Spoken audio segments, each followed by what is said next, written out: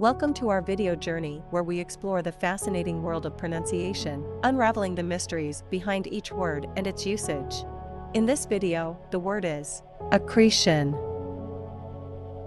Accretion. Accretion. Accretion is a noun that refers to the gradual process of growth, accumulation, or increase in size or substance over time. It often involves the addition of small parts, elements, or layers to form a larger whole. Here are some examples. Example number 1. The formation of sedimentary rock involves the accretion of tiny particles over millions of years. Why accretion is used in example number 1. Accretion refers to the gradual process of particles accumulating to form sedimentary rock over an extended period. Example number 2. Stellar accretion is the accumulation of matter by a star from the surrounding space.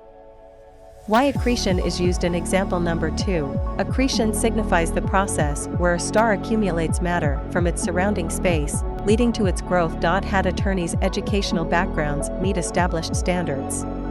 Stay tuned for more linguistic wonders and join us in unlocking the magic of language. Thanks for watching, and until next time, keep speaking, writing, and embracing the beauty of words.